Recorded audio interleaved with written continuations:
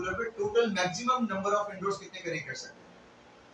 साकिब तुम बताओ, मैंने उसे बताया भी था side maximum number of indoors कितने कनेक्ट हुए? एक आउटडोर एक मास्टर के ऊपर, एक कंट्रोलर के ऊपर मैक्सिमम इंडोर या आउटडोर कितने कनेक्ट होते हैं? एक कंट्रोलर सेंट्रल कंट्रोलर के ऊपर तुम करीब करीब हो बताओ। 4 नहीं, आपका 250 कितने कनेक्ट 250 मैक्सिमम इंडोर जा सकते हैं। यूनिट्स उसके एक साथ मास्टर यूनिट एक सेंट्रल कंट्रोलर की बात कर रहा हूँ मैं। लिमिटेशन होती है, हर चीज की एक लिमिटेशन होती है। और आउटडोर कितने इंडोर कनेक्ट कर सकते हैं? 40, वो तो 40 जैसे वहाँ है, सर्किट 14 सर्किट जाएंगे ना, 14 सर्किट एफिशिएंसी एक ही होती है सेंटर कंट्रोलर 14 याद आ गया, मैंने तो हमने पढ़ा था। इधर कितने 10 थे ना, 14 सर्किट है। 14 क्या नाम है यार तुम्हारा? क्योंकि मैंने संख्या में लिया था 14 थे। 14 सर्किट कितने हो सकते हैं एक सेंटर में?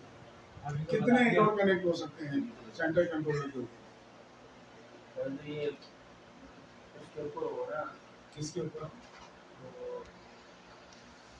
आउटडोर कितने टाइम का लगा? यहाँ पर चल क्या रहा है अभी, आप लोग क्या सुन रहे हैं? ध्यान है इधर आप लोगों का या नहीं? तो अभी भी बताया आपसे 2 मिनट पहले उसने कि कितने कनेक्ट हो सकते हैं, आपने सुना नहीं? 250 हो सकते हैं, तो सिंपल है ना। आप लोग सुनो तो सही है। अगर आप लोगों को इंटरेस्ट नहीं है तो बाहर चले जाओ पहले ना, जो सुन रहे हैं उनको सुनने दो या प्रॉपर तरीके से सुनो। पूरी मेहनत कर रहे हैं आप लोगों के लिए यार, एक प्रेजेंटेशन तैयार की बोल रही हैं यहाँ पे वर्किंग जैसे। सेंट्रलाइज कंट्रोलर के ऊपर 250 सबसे इंडोर के ऊपर नहीं। आप उनसे क्यों पूछ रहे हो? वो हमसे बता रहा है ना आपको, आप उनसे क्यों पूछ रहे हो? बैठ जाओ। सबसे वीक पॉइंट पता है क्या है? किसी के पास पेपर पेन नहीं है। हाँ, मेरी 50 चीजें हैं आप लोगों के पास। एक सेकंड, एक और सवाल है, फिर तुम सवाल करना।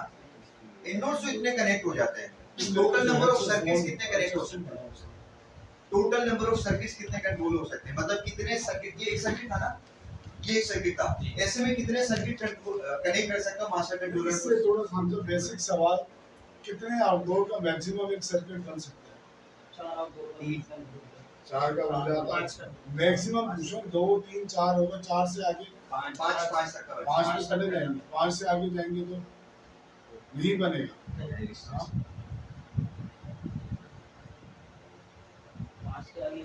बन सकता है। जैसे डिस्टेंस रेजिस्टेंस तो रेजिस्टेंस की बात हो रही है, 4 से ज्यादा नहीं बन सकता। 5 से ज्यादा नहीं। 5 है मैक्सिमम। हाँ, अब 5 आउटडोर का एक सर्किट हो गया। ऐसे लेट सपोज कितने सर्किट हो सकते हैं? मैक्सिमम 2 या 3 या 4 या 5 सर्किट पूछ रहे हैं। मैक्सिमम कितने सर्किट कनेक्ट हो सकते हैं?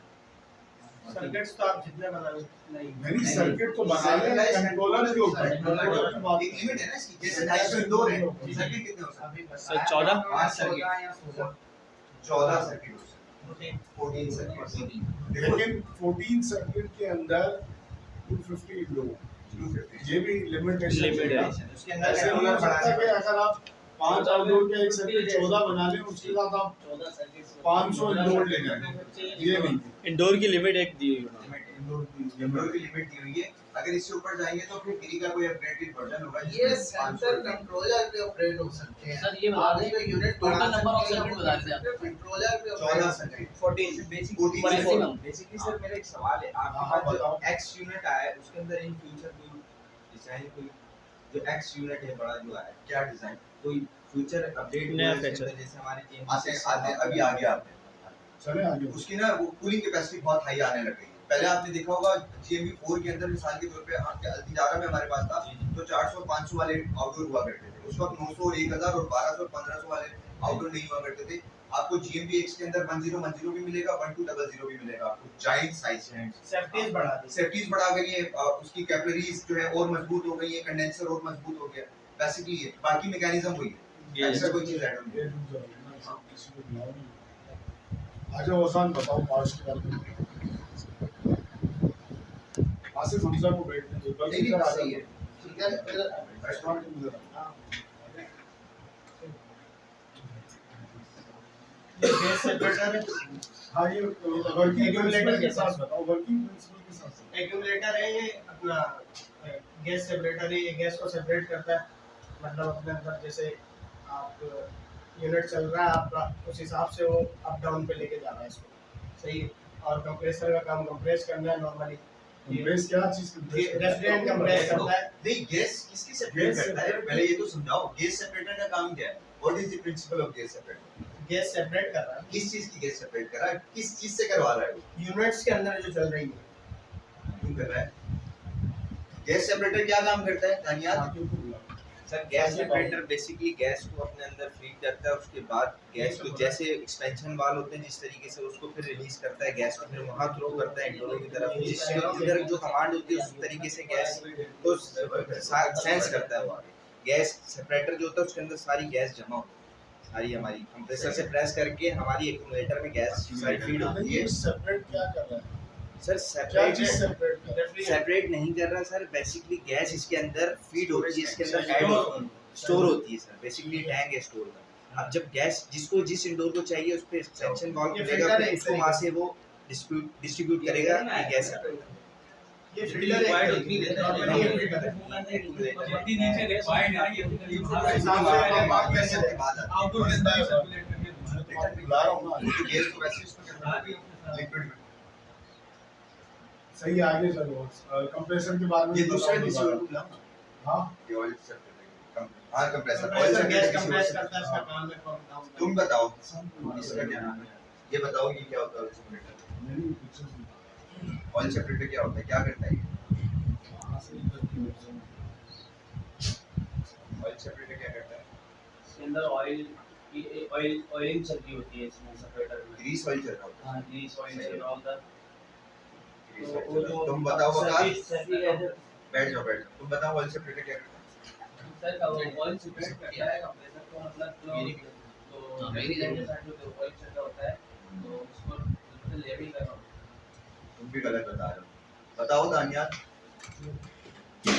कंप्रेसर के साथ जो है कैपिलरी के साथ जो मोशन करता है उसके लिए नीचे डाउन थोड़ा जोर से रिपीट करो। अपने अंदर सेव करता है, तो जो कैपिलरी के जरिए आगे जा रहा होता है कंप्रेसर के डिस्चार्ज कंप्रेसर के डिस्चार्ज से सेक्शन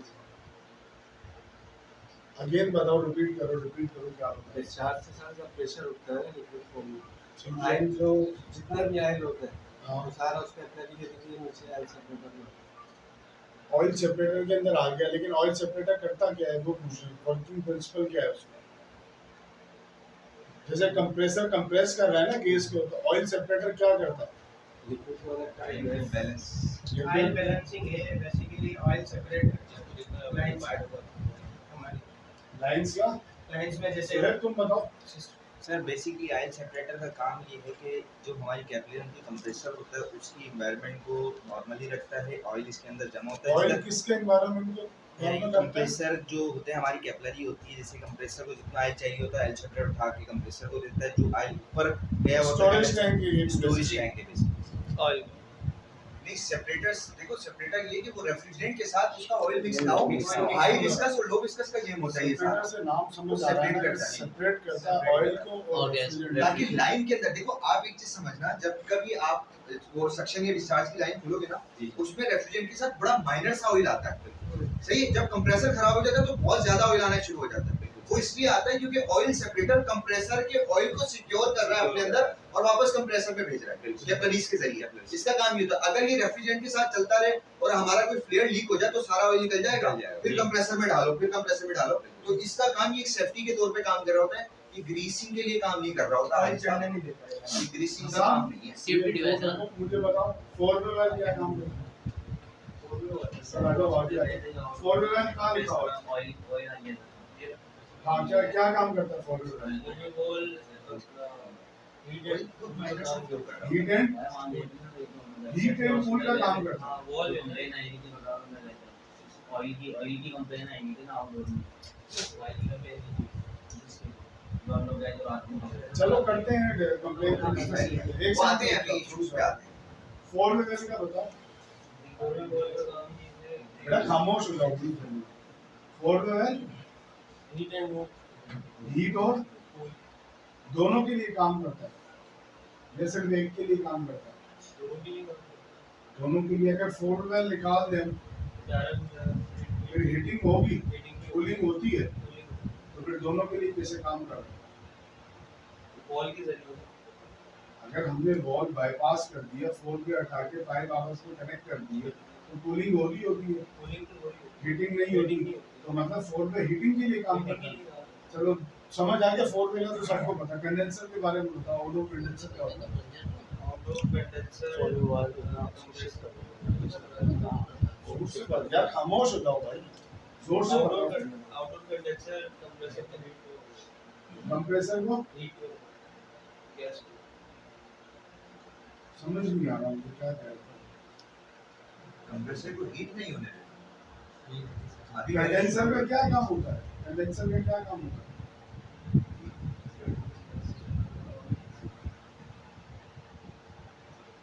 साकिब आजा, उठ के आगे आ जाइए। जी सर। जल्दी बताओ कंडेंसर के बारे में बताओ। कंडेंसर हीट एक्सचेंज आगे जाओ, आगे जाओ। हाई टेम्परेचर गैस दो low pressure low temperature gas में कन्वर्ट करता है ताकि वो आगे इसको बताओ, इतनी जल्दी नहीं, आराम से। हीट एक्सचेंज करता है basically high pressure high temperature gas heat exchange करने का काम होता है। कैसे हीट एक्सचेंज होती है इसमें? कंप्रेसर है जो high pressure high temperature gas हमारी जो कंप्रेस हुई है उसको ये बाय एयर कंडेंसर के अंदर तो सिर्फ ट्यूब्स चल रही होती है ना, जो फिंसिस लगी है सर इससे हीट एक्सचेंज होती है ना फ्रांसिस की तो हीट एक्सचेंज होती है, या इसकी रनिंग लेंथ की वजह से भी होती है रिड्यूस। फिंसिस ज्यादा फ्रांसिस तो इफेक्टिव होती है, लेकिन इसकी जो शेप है, जो ये ट्यूब इसीलिए है, सर ह्यूमेन ट्यूब के के साथ साथ चलते तक जो अच्छे डिस्टेंस लगेंगे। ज्यादा होता है, तो रनिंग डिस्टेंस ज्यादा होने की वजह से इसी वजह से वो टेम्परेचर और वो लो हो जाता है, हीट एक्सचेंज हो जाती है। ईएक्सपी के बारे में बताओ। ईएक्सपी के बारे में आगे बताओ ना। EXP हमारी इलेक्ट्रॉनिक एक्सपेंशन बैच है जो हमारी मतलब एक्सपेंड करती है वो क्लियर करके बताओ, इतना सारा कुछ समझाया। ऐसे गैस बाकी expand again again gas expand करती है वो पेट्रोल में जिससे एक्सपेंशन वाल आउटडोर और इंडोर के ईएक्सपी में क्या डिफरेंस होता है?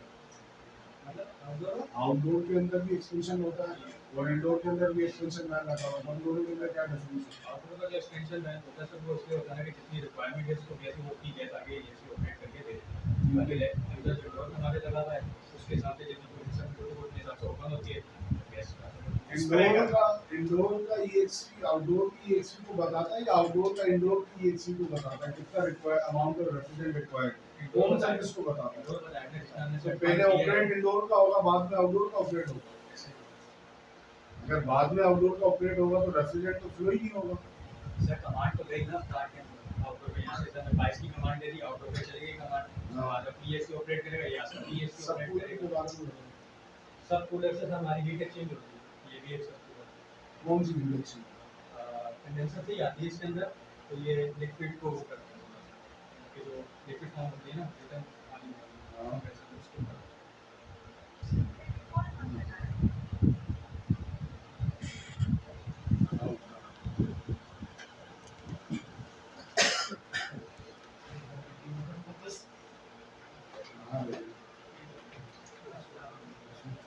अच्छा ये अब आ जाते हैं हम इसके थोड़े वर्किंग प्रिंसिपल की तरफ। ठीक है, हमारे पास यहाँ पर वैल्व्स भी लगे हुए हैं। ये आउटडोर साइड है वैसे। हमारा कंप्रेसर आ गया जिसमें high pressure low pressure switch लगे हुए होते हैं, सोलेनॉइड वैल्व लगी हुई होती है, एनआरवी लगी हुई होती है, पीआरवी लगी हुई होती है और सेंसर्स लगे हुए होते हैं जिसमें आपका ट्यूब टेम्परेचर सेंसर लगा हुआ होता है, एवोपरेटर टेम्परेचर लगा हुआ होता है। ठीक है, इसी तरीके से ऑयल सेपरेटर, मतलब हर चीज के ऊपर जो है वो सेंसर लगे हुए होते हैं। कहीं पे 40K का लगा हुआ है, कहीं पे 20K का लगा हुआ है, कहीं पे 10 ओम का लगा हुआ है। ये सेंस करवा रहे होते हैं क्योंकि हर चीज आपस में इंटरकनेक्टेड है। ठीक है, ये हाई प्रेशर, ये बेसिकली इसके अंदर सारी वो चीजें मैं आप लोगों को बता रहा हूँ कि ये प्रेशर रेगुलेटर कहाँ पर लगा हुआ होता है, सब कूलर कहाँ पर लगा हुआ है और सोलेनॉइड वैल्व यहाँ पर लगा हुआ होता है आपका। यहाँ पर दोनों ऊपर की जानिब जो है ये आपके हाई प्रेशर और लो प्रेशर जो है वो स्विचेस लगे हुए होते हैं, जो एक रेड होता है और एक जो है वो ब्लू होता है। ठीक है, ये सेफ्टीज होती है बेसिकली कि अगर कंप्रेसर का मिसाल के तौर पे एक थ्रेशोल्ड पॉइंट है, मिसाल के तौर पे 1500 आरपीएम मिसाल के तौर पे, अगर वो 2500 आरपीएम पे चला जाता है, 2000 आरपीएम पे चला जाता है, तो वो टेम्परेचर सेंस करके जो है कमांड दे देता है कि यार मेरे अंदर कोई खराबी हो गई है तो प्लीज रुक जाओ। इसी तरीके से हमारे पास लो प्रेशर सेंसर भी लगा हुआ होता है कि भाई मिनिमम रिक्वायरमेंट है ना कि अगर हम मोटर को भी स्टार्ट करते हैं तो उसकी रिक्वायरमेंट है कि 50 हर्ट्ज की बुनियाद के ऊपर उसने मिनिमम 100 आरपीएम तो देने ही देने। अगर इससे नीचे आएगा तो वो लो प्रेशर पे हो जाएगा। इसका मतलब सिस्टम में कोई खराबी है। खराबी किस किस्म की हो सकती है? खराबी दो किस्म की हो सकती है, या तो आपका मिसाल के तौर पे एक्यूमुलेटर काम नहीं कर रहा है, या आपकी एक्सपी काम नहीं कर रही है, या फिर ऐसा हुआ है कि आपकी रेफ्रिजरेंट के साथ जो है वो कोई कंटेमिनेटेड पार्टिकल्स मिल गए। मिसाल के तौर पे केमिकल कंपोजिशन हो गई है, एयर मिल गई है और उसने अंदर क्या किया, कार्बन के व्हाइट पार्टिकल्स बनाना शुरू कर दिए। अब वो जो व्हाइट पार्टिकल्स बनते हैं तो कंप्रेसर के अंदर जो फिल्टर है उसका जो मैश है उसकी भी एक लिमिट है, वो भी एक हद तक पार्टिकल्स को फिल्टर आउट कर सकता है। अगर बड़े पार्टिकल्स होंगे तो वो चैम्बर उसका ब्लॉक कर सकता है। ये इस तरीके से सेफ्टी हमारी काम कर रही है। ठीक है, नेक्स्ट मूविंग टुवर्ड्स के हमारे पास प्रेजेंटेशन है 63 पेजेस की, और अगर आप थक जाओ हाँ जल्दी करना पड़ेगा, बहुत लंबी हुई है। कि कंप्रेसर का तो पता है क्योंकि compressor refrigerant vapour to high pressure and temperature, ये हम डिस्कस कर चुके हैं और सबने बात बताती है। 4 में क्या कर रहा होता है, reverse the refrigerant flow direction use in heat pumps for heating और कूलिंग मोड। ठीक है, इसमें एक और चीज मैं आप लोगों को बता देता हूँ कि जब आप इसको हीटिंग मोड पे डालते हैं तो रिवर्स साइकिल हो जाती है। रिवर्स साइकिल हो गया, कंडेंसर एवापोरेटर बन गया, यानी आपका आउटडोर ठंडी हवा देने लग गया और इंडोर जो है वो आपका गर्म हवा देने लग गया। EXP का हमें पता चल गया। नीचे से सेंस, अभी सवाल हो रहा था EXP आउटडोर और इंडोर के बारे में। देखिए अगर हम बात करते हैं डोमेस्टिक की, तो डोमेस्टिक के अंदर आपके सिर्फ आउटडोर पे लगा सही है, छोटे वाले यूनिट की बात कर रहा हूँ। क्यों? क्योंकि एक नंबर ऑफ इंडोर है, सिंगल नंबर ऑफ इंडोर है ना। जब नंबर ऑफ इंडोर्स बढ़ते हैं तो EXPs बढ़ती है, याद रखिएगा ये बात।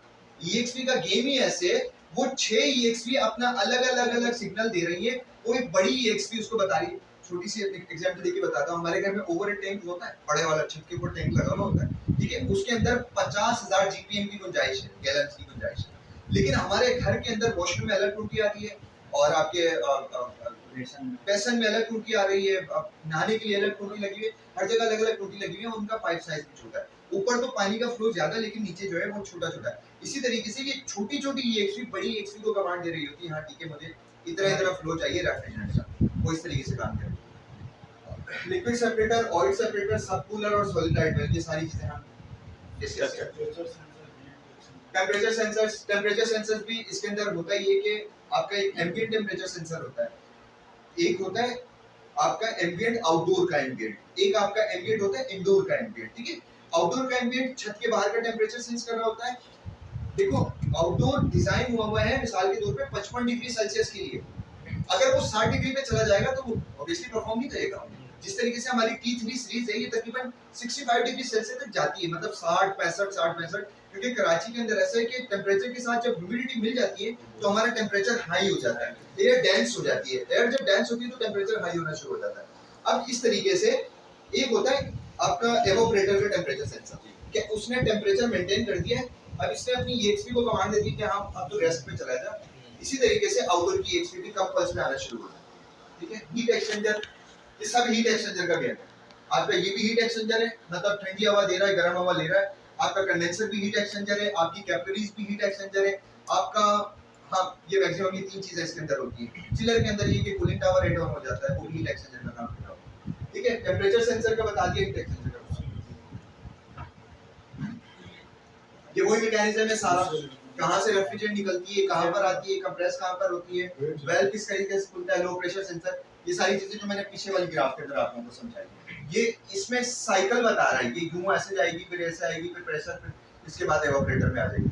बिग वाल्व और स्मॉल वाल्व जो होते हैं ना हमारे पास, यानी कि बड़ा पाइप होता है और एक छोटा पाइप होता है। डिस्चार्ज का पाइप छोटा होता है, सेक्शन का पाइप बड़ा होता है, तो उनके वाल्व भी उस हिसाब से डिजाइन होते हैं। That's it. चलो बस आगे अब आ जाते हैं हम इसकी इलेक्ट्रॉनिक साइड के ऊपर आ जाते हैं। ठीक है, हमारे पास मेन जो है वो 5 किस्म के कार्ड होते हैं। ठीक है, जब भी पावर हमारे पास 3 फेज पावर, आपने देखा होगा 3 फेज की भी सीक्वेंस होती है, रेड ब्लू येलो, ये सीक्वेंस होती है, और उसके बाद एक न्यूट्रल आ जाता है। और हर फेज के अंदर हमें तकरीबन 180 से लेकर 220 वोल्टेज रिक्वायर्ड होते हैं। और अगर मैं इसको एवरेज निकालता हूं तो मेरा बनता है तकरीबन 440 420, मैक्सिमम ये 480 तक बर्दाश्त कर सकता है। प्लस माइनस 10% का इसके अंदर मार्जिन। अब वो पावर आती है, सबसे पहले आपने देखा होगा कनेक्टर लगा हुआ आउटडोर के, उसके अंदर आई है, तो इसके बाद वो पावर चली जाती है आपकी पावर फिल्टर बोर्ड के अंदर। अगर पावर के अंदर छोटी मोटी जग्स हैं, इम्प्योरिटीज है, कोई छोटा मोटा है, तो उसको वो बैलेंस कर देता है। उसमें ट्रांजिस्टर्स लगे हुए हैं, उसमें जो है वो लगे हुए हैं कैपेसिटर, डायोड, कैपेसिटर्स लगे हुए रेजिस्टर, हैं, रेजिस्टेंस। हाँ कैपेसिटर्स लगे हुए हैं उसके अंदर, जो है वो ट्रांसफार्मर्स लगे हुए हैं पावर को मेंटेन करने के लिए। जो कैपेसिटर का काम होता है वो स्टोर करता है चार्ज को, कि अगर किसी लाइन के अंदर पावर की स्टोरेज कम आ रही है तो वो पावर एड ऑन करके आगे फ्लो आउट कर देता है, ठीक है। फिर उसके बाद वो वायर उठकर आ जाती है आपकी कंप्रेसर डायोड के अंदर, कंप्रेसर से फैन डायोड, फिर यहाँ से सारे सेंसर उठ के मेन पीसी में आते हैं, समझ गए। ये चार मेन पार्ट होते हैं, क्यों आपस में सारे सीक्वेंस में कंप्रेसर का लोड फैन के साथ है, पावर ईच एंड एवरीथिंग इस तरीके से कनेक्टेड है। Filter plate, tripod, compressor tripod, main control, ठीक है। ये सारे सेंसर आ गए, 4 वे वेल फला टेंपरेचर सेंसर है, ये सारा पीसीबी होता है। चले अब हम आगे चलते हैं। ये हमारे पास सीरीज थी, जब ग्री ने स्टार्ट किया था 4 नहीं है इसके अंदर, 4 थोड़ा सा ओल्ड वर्जन था, तकरीबन 12 साल पहले 13 साल पहले जो है JB4 इस्तेमाल होता था। फिर उसके बाद 5 आया, 6 आया और X आया, ठीक है। 4 वे कैसे टाइप होता है हमारे पास, टाइप्स बता रहा हूं मैं। 2 वे कैसे टाइप होता है, 1 वे कैसे टाइप होता है, ठीक है। 3 कैसे टाइप यूनिट होता है, वॉल माउंटेड होता है, डक्टी टाइप यूनिट होता है, फ्लोर सीलिंग यूनिट होता है, HU होता है, और डक्टी टाइप यूनिट मतलब फ्रेश एयर यूनिट जिसको हम कहते हैं, ठीक है, वो होता है हमारे पास। इसके अंदर आपके पास HU नहीं है, HU भी आप एरर के साथ कनेक्ट कर सकते हैं। आगे चलिए। बहुत सी बात बोली गई ग्री में जैसे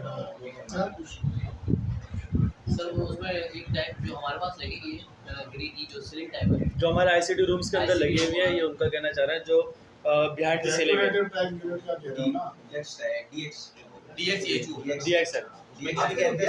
चिलर के साथ लगे, चिलर के साथ हमारे पास एफसीयू, ये बेसिकली VRF टेस्ट होता है। ये गैस की उस ये कंडीशन है। रेफ्रिजरेंट टाइप है, वो वाटर कूल टाइप है, ठीक है। चिल्ड वाटर रेफ्रिजरेंट नहीं है। अरे चिल्ड वाटर में भी आते हैं, एसिड भी आता है, वॉल माउंटेड ये दोनों आ रहे हैं उसमें। हाँ सब वॉल माउंटेड भी आते हैं चिल्ड वाटर में। अच्छा ये अंदर के चिलर्स पे भी लग सकते हैं ना, डक टाइप हो गया जैसे। देखो इनके वाटर डिजाइन अलग होगा और ये अलग होगा। कंट्रोल यूनिट है बेसिकली, कंट्रोल नीचे वाला। हाँ, बहुत सारे लगे हैं, बहुत जगह लगे हैं। High speed strong pressure unit भी है। फैन कॉइल यूनिट है ना नीचे वाले सारे, आप इसमें रेफ्रिजरेंट चला लो या वाटर चला लो, कंट्रोलिंग करनी पड़ती है ना, मिसाल के तौर पे इसके अंदर तो पूरा प्रोग्राम डिजाइन हुआ हुआ है, फिर उसको पीएलसी बेस करना पड़ेगा। मतलब चिलर्स पे सेंसिंग लगते है हैं ना, ना। हाँ लग सकते हैं, ये नहीं लग सकते, देखो उसकी डिजाइनिंग अलग है। मॉडल्स आप लोगों की साइडों पे लगे हुए हैं, 224 भी लगा हुआ है, 380 भी लगा हुआ है, 335 भी लगा हुआ है, ठीक है, 400 भी लगा हुआ है, 450 भी लगा हुआ है, 500, 680 कंबाइन करके भी लगा सकते हैं, 335 वाला भी और 400 वाला भी, ये इस तरीके से मॉडल की कॉम्बिनेशन हमारे पास आ गई। एक्सीलेंट परफॉर्मेंस, ये पढ़ो क्या लिखा हुआ है, अबे ठंडा पानी थोड़ा मिक्स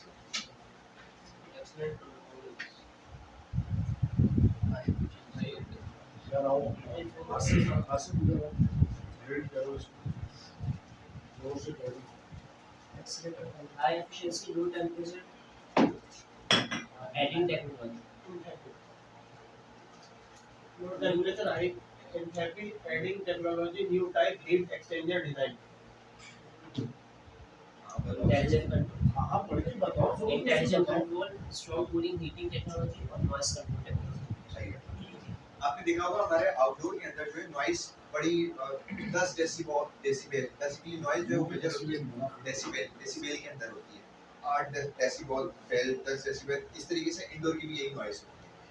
हमारे पास कंप्लेन आ रही थी, वो क्लाइंट इतना साइको था, वो इतना साइको क्लाइंट था, ये मैं आपको वो इसलिए चीजें बता रहा हूँ कि कभी ऐसा मोमेंट आ जाए तो आपने क्या करना चाहिए।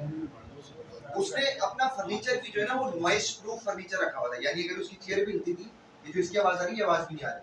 अब वो पीछे पड़ गया, मेरे इंडोर के अंदर आवाज आ रही है, आवाज आ रही है, आवाज आ रही है। अब हमने उसको मुतमईन करने की कोशिश की, कैसे मुतमईन करने की, देखो डीलिंग पब्लिक डीलिंग बहुत जरूरी है, वो कब होगी जब आपको बताऊंगा यूनिटेड बनाओ कि सर जब आप अकेले में बैठोगे आपको दिल की धड़कन भी सुनाई देगी, ऐसे लेकिन वो कहते हैं थोड़ी सी एबनॉर्मल है, हमने अपनी टीम को भेजा, हम समझ रहे थे EX भी किए, लेकिन बहरहाल मैंने कहा यार यूनिट को खोल के देख। यूनिट को जब खोल के देखा तो ड्रेन पंप जो था उसके अंदर कचरा आया। सर वो कचरा जब निकाला है, पानी का फ्लो ठीक हो गया, यूनिट की आवाज खत्म। ये छोटे-छोटे चीजें होती हैं जो आपको ऑपरेशंस और मेंटेनेंस के अंदर मद्देनजर रखनी होती है कि अगर यूनिट में पानी गिर रहा है, दो वजूहत हो सकती है, या तो उसका ड्रेन पंप काम नहीं कर रहा है, या उसकी स्लोप आउट है, या फिर उसका जो है वो फिल्टर चॉक हुआ है। ये 3-4 छोटी-छोटी वजूहत होती हैं। इन वजूहत की बिना पे सिस्टम का हेड प्रेशर बढ़ जाता है, याद रखिएगा ये बात। क्यों? क्योंकि इसकी ऑक्सीजन नहीं है, इसकी रिटर्न ले रहा है, इसको रिटर्न लेने में मौत आ रही है, थक गया है ये चले जा रहा है, इसकी मोटर चले जा रही है, रेस्ट पे जा ही नहीं रही है। क्यों? क्योंकि इसको जगह ही नहीं मिल रही, इतनी ज्यादा डस्ट इसके ऊपर आ रही है। ठीक है, अब हम आ जाते हैं intelligent control and management side की जाने। जिस तरीके से मैंने आप लोगों को पहले भी बताया कि जो एक सेंट्रल कंट्रोलर होता है, इस तरीके से हमारे पास दो डिवाइसेस और होती है। एक होता है जी क्लाउड डिवाइस। जी क्लाउड डिवाइस जो है वो आप मोबाइल के जरिए कंट्रोल कर सकते हो। आपने डिवाइस लगाई, वाईफाई के जरिए कनेक्ट किया, और आप कहीं पर भी दुनिया में कहीं पे बैठ के अपने घर का टेंपरेचर कंट्रोल कर सकते हो। एक और होती है जो कि आईपी बेस्ड होती है। उसमें ये होता है सिस्टम के अंदर ना गेटवे लगाना पड़ता है, वो आईपी फिर आप सिस्टम में इंटीग्रेट करवाते हो। उस आईपी के जरिए, जो कि हम एडवांस जिसको बीएमएस भी कह सकते हैं, उस आईपी बेस के जरिए भी आप अपने लैपटॉप से पूरी इंटीग्रेशन और कंट्रोलिंग और परफॉर्मेंस कंट्रोल कर सकते हो। देखो सेंट्रल कंट्रोलर से टेंपरेचर कंट्रोल करने के लिए नहीं होता है। जब कभी आप उसकी डेप्थ में जाओगे ना तो आपको पता चलेगा, इससे आप इसको एनर्जी सेविंग मोड पे भी लगा सकते हो। इसके अंदर आप फिल्टर के अलार्मिंग भी लगा सकते हो। इसके अंदर आप एक साइकिल भी सेट कर सकते हो। मुझे बता देना कि यार ये यूनिट मैंने आज किया है, एक हफ्ते बाद मैंने फिर करना है, वो आपको अलार्म देना शुरू कर देगा, टुन अलार्म देना शुरू कर देगा। तो ये आना बहुत जरूरी है, हमें पता होना बहुत जरूरी है। ठीक है, clean and healthy fresh air, obviously सी बात है कि 410 जो है वो इको फ्रेंडली गैस है, ये हमें बीमार नहीं करती है। ठीक है, हम इसमें बैठने के बाद ऐसा नहीं है कि हम सुस्त हो जाते हैं, बल्कि हम फ्रेश फील कर रहे होते हैं। ठीक है, इको फ्रेंडली है। हमारे पाकिस्तान में ना एक और गैस जो कि ढलनी चाहिए, मैंने गिरी की जब मोटी वो पढ़े मैनुअल से चीजें पढ़ी, उसको ना ग्रीन रूम गैस भी कहा जाता है। वो बेसिकली रेफ्रिजरेंट के साथ एड ऑन की जाती है ताकि ह्यूमिडिटी को ज्यादा से ज्यादा कंट्रोल किया जा सके और ज्यादा ह्यूमन कंफर्ट एयर जो है वो आपका एवोपरेटर आपको दे सके। वो हमारे यहाँ पर यूज नहीं होते, हम सिर्फ 410 के ऊपर भी चल रहे होते हैं। ठीक है, डीआरबी सिस्टम हो गया, डीएक्स कॉइल और हाईली एफिशिएंट फिल्टर जिसके अंदर लगे हुए होते हैं। अब फिल्टर्स की भी टाइप होती है, पी टाइप होता है, एन टाइप होता है, एल टाइप होता है, HEPA फिल्टर्स होते हैं। देयर आर डिफरेंट फिल्टर्स, ये यूनिट टू यूनिट वेरी कर रहे होते हैं। अगर हॉस्पिटल्स की एप्लीकेशंस हैं और वहां पे ओटी के अंदर लगाना है तो वहां HEPA फिल्टर्स का क्योंकि बिल्कुल भी छोटे-छोटे पार्टिकल या बैक्टीरिया जो है वो नीचे नहीं आने चाहिए। जब हम एचयू में जाते हैं तो उसके अंदर दो किस्म के फिल्टर लगे होते हैं, एक बैक फिल्टर लगा होता है और एक प्री फिल्टर हमारे पास लगा होता है। क्यों? क्योंकि जो एयर वो रूम से ले रहा है, सही है, या एम्बिएंट से ले रहा है, वो एयर ज्यादा से ज्यादा फिल्टर। अब यहाँ पर दो प्रिंसिपल है, वो समझना। हमारा डक्टेड यूनिट के तौर पर भी काम करता है और फ्रेश एयर यूनिट के तौर पर भी काम करता है। सिर्फ मैकेनिज्म का ये फर्क है, डक्टेड यूनिट रिटर्न अगर रूम से उठा लेगा तो डक्टेड यूनिट है, अगर एम्बिएंट से फ्रेश एयर ले लेगा तो वो फ्रेश एयर है। वो फ्रेश यूनिट को फ्रेश एयर करके दे रहा होता है। आप डक्टेड यूनिट रिटर्न यहीं से ले रहे हो। रिटर्न क्यों लेते हैं? रिटर्न इसलिए लेते हैं ताकि एक ऑलरेडी ट्रीटेड एयर है उसके ऊपर एफर्ट्स कम से कम है। ठीक है, ये कैन और कम्युनिकेशन टेक्नोलॉजी, ये वही सारी चीजें हैं, मतलब ये एप्लीकेशन जो मैं आप लोगों को बताते आ रहा हूं। अच्छा जी, अब हमारे पास सेलिंग पॉइंट्स पर हम आ जाते हैं।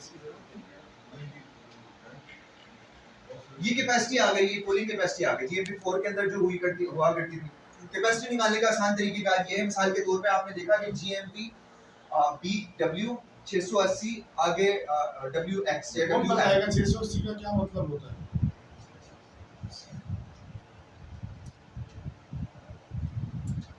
दानियल बताओ 680 क्या होता है? 680 504 280 कैपेसिटी है ना, क्या मतलब है? हाँ मतलब कितने टन तक होता है?